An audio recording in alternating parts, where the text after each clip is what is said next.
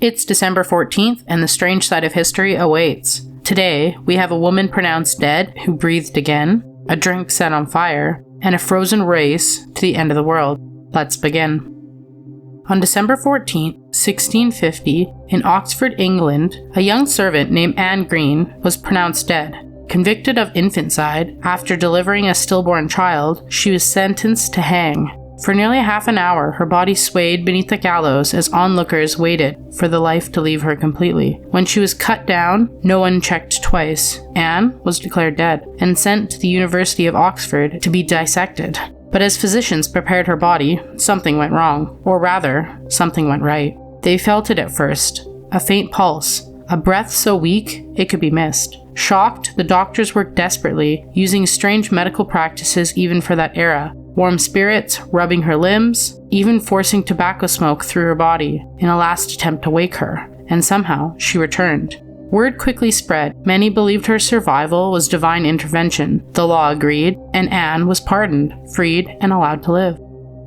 Allegedly, she even took her coffin home as a souvenir, a reminder that once she crossed the line between life and death and came back.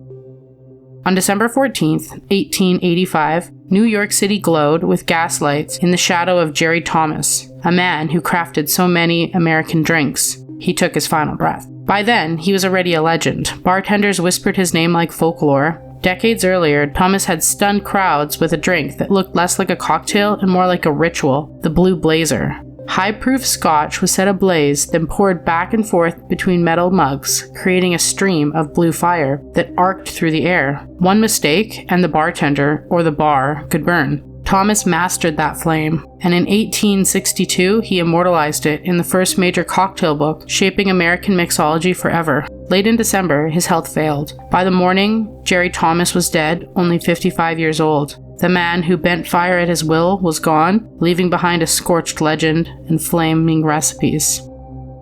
Jerry Thomas played with fire for a living, and in the end, his legend remained burning even through time.